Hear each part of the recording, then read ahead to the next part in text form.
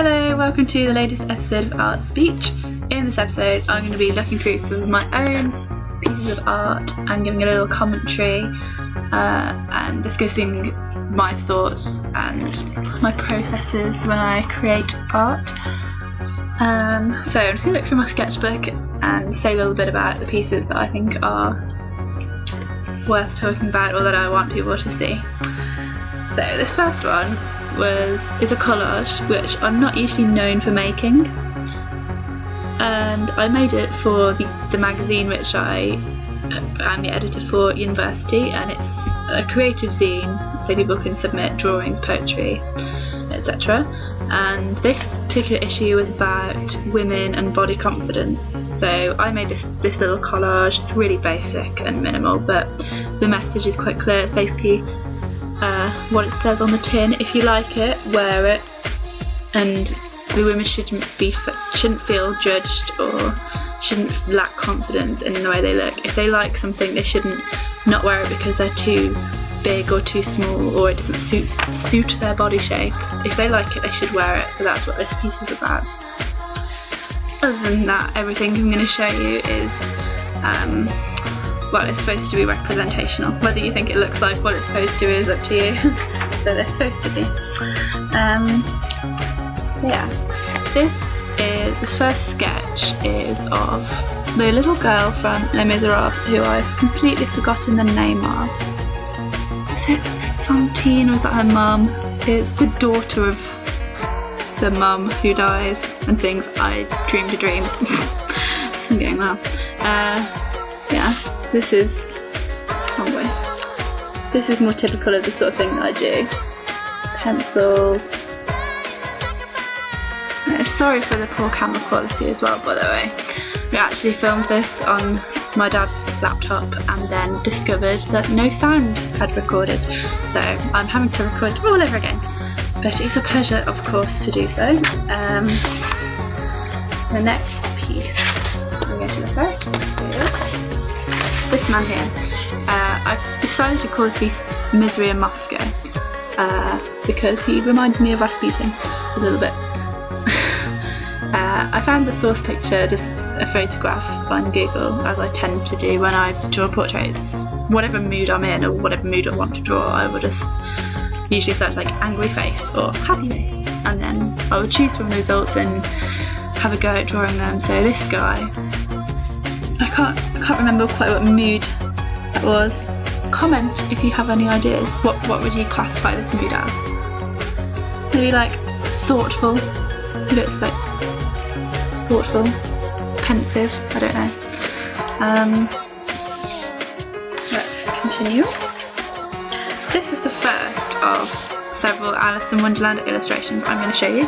I'm not actually a huge, well, I do like Alice in Wonderland, I'm not a huge fan, but for some reason I really like the illustrations which are out there because there are some amazing illustrations, and this is one of the, I'm not sure if it's one of the originals, but it's like quite a famous set of illustrations, and this is my little version I copied. Let me know if you can remember the name of the artist, the illustrator, in the comments. And next is a little portrait of Nicolas Cage. For any Nicolas Cage fans out there, it looks very skeletal. Yeah. And another little famous figure, Lord Voldemort. He's looking very scary and snake-like.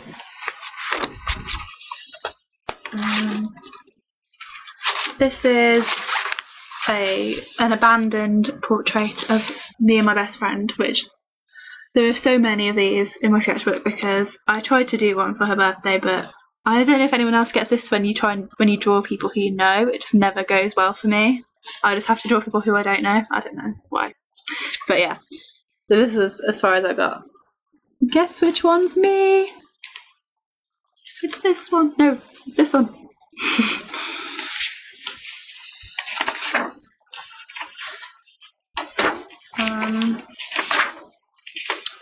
skipping forwards. I must have gone through a bit of a rubbish phase here. Okay. So this one is the next one I'm going to show you. It is Rapunzel from Tangled, which is my favourite new Disney film, you know, of the new sort of generation of princesses.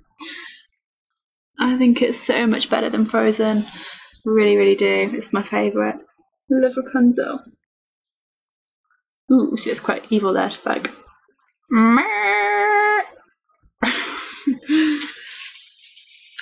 and ooh, angry Rapunzel. Ooh. That one's unfinished, obviously. This one I found, it's an engraving which was originally done by William Morris and of the arts and crafts movement, and I copied it and then coloured it in with my own sort of colours. Like the engraving is just black and white, but I chose to make her really like nymphy and sort of Celtic goddess. So she's got really nice red hair and a green dress. She's my nature goddess, and I hope I will be able to paint her on the bedroom wall as my future babies, and they will love it. And I'm also going to draw this one on there as well, on the wall of my future children. Little fairy. This next copy is of a painting by Rossetti, which is another Pre-Raphaelite artist, which I really love. I love Pre-Raphaelites. So I really like the shading that I did on this one. I didn't finish it, but I was just really happy with the face, and I didn't want to ruin the rest of it, because I sometimes do that. I do parts which I'm happy with, and then the rest of it just never lives up. So I left it with that, and I'm quite happy with it, so it's all good. And going forwards,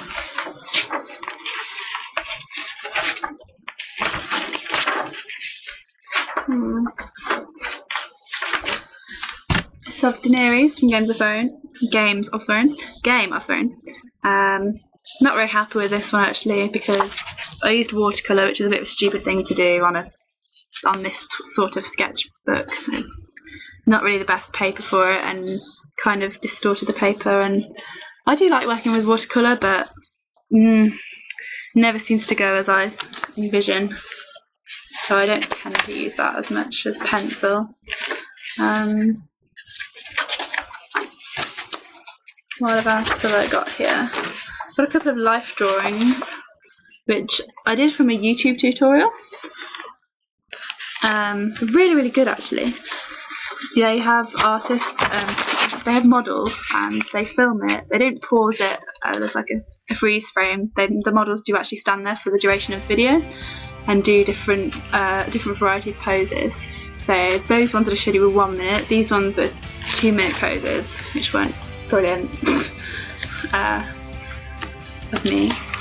And then you have some longer poses that you could do in a little bit more detail. So the sketching, the shading on this one was like a little bit better, I think.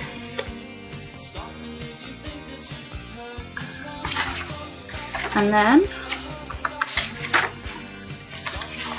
oh, I really like this one I did. I really like this one. Not the head, but just the shapes, I think worked quite well. And now we're on to the next Alice in Wonderland set, and I copied these from the Complete Alice in Wonderland, which is a graphic novel version of the book, and it's basically just like a comic version, but it's so good. And they have a Dracula version as well. I think it might be called the Complete Dracula.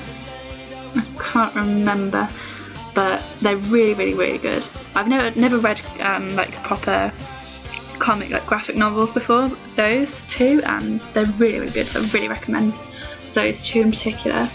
I didn't copy this exactly, because in the original there is actually like shading to the skin and the hair, but I just coloured the key features like the cheek and the eyeshadow and the lipstick. Reverse camera, sorry, I'm getting a bit confused here. And the lipstick, because I think it sort of worked with the minimalist effect of the permanent marker pen rather than pencil. So I really like that. And here's Alice as she is growing tall.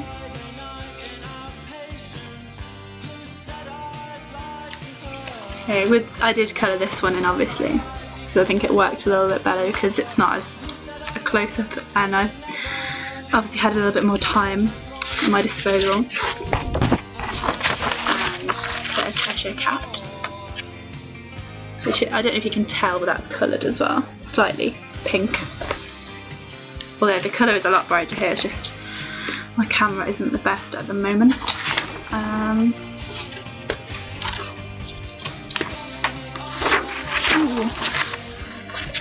I had forgotten that I'd drawn this. It's just a little sketch. It looks a little bit like Charlotte Bronte. I don't know if that's who I actually copied it from.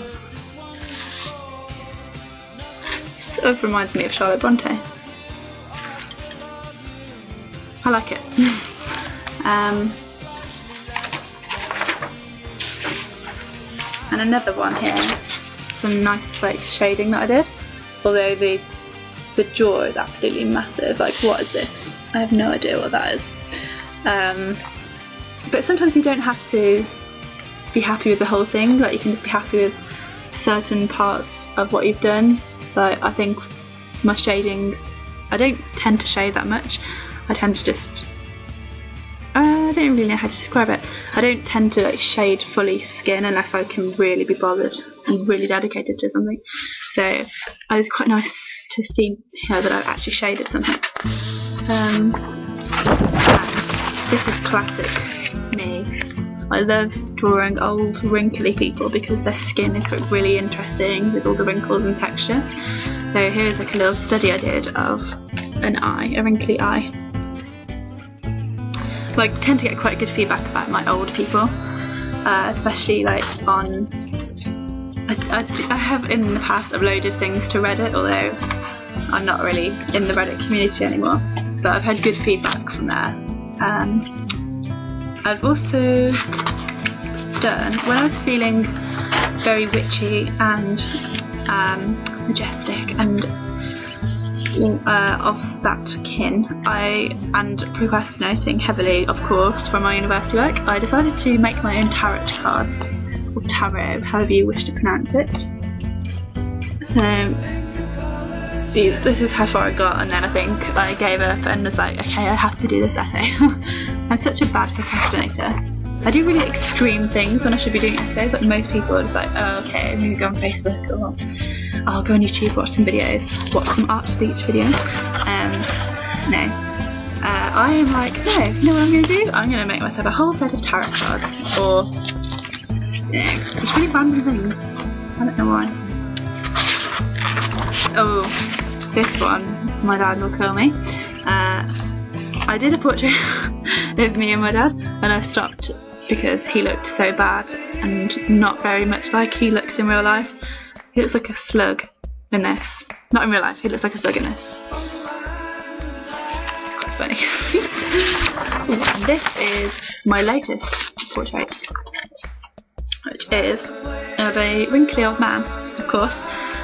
And here he is. I did it in blue biro, and I'm so pleased with myself because I actually finished it. As you can see through a lot of the ones that I just showed you, I don't tend to finish like proper portraits of faces. They're just like sort of sketches and shading, but this one I actually did all of the wrinkles, and I sat there and did it in a couple of hours, and I was really happy with it.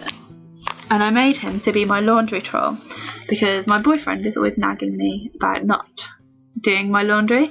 So this guy, I made him to sit on my laundry pile and ward off evil boyfriends who are going to nag me. So this is my laundry troll. And that is the last of my sketchbook at the moment. I have got other sketchbooks, but this is just the one I'm going to look through for now.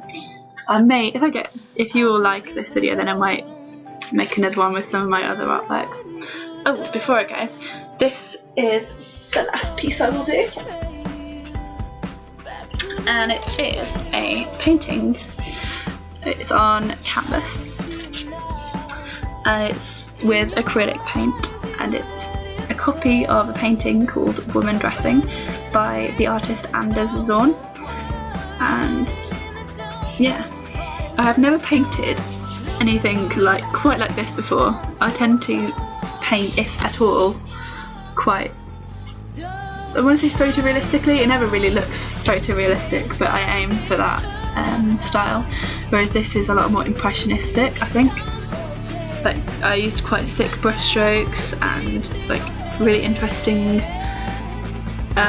colours, like in the dress. You can't really see it here, but I did actually use blue tones to get different shades of light. I was really happy with it because it's the first time I've ever really painted anything like this. So yeah, I'll hang that back up later. So that's all for this episode. Like, comment, subscribe, and in my next episode I have planned, which hopefully you'll like, I'm going to be looking at my collection of art at university in my house there. I've got quite a little collection going of postcards and posters which I've bought from art galleries and museums over the years, so I will just probably be having a little look through those. And yeah, thanks for watching, bye!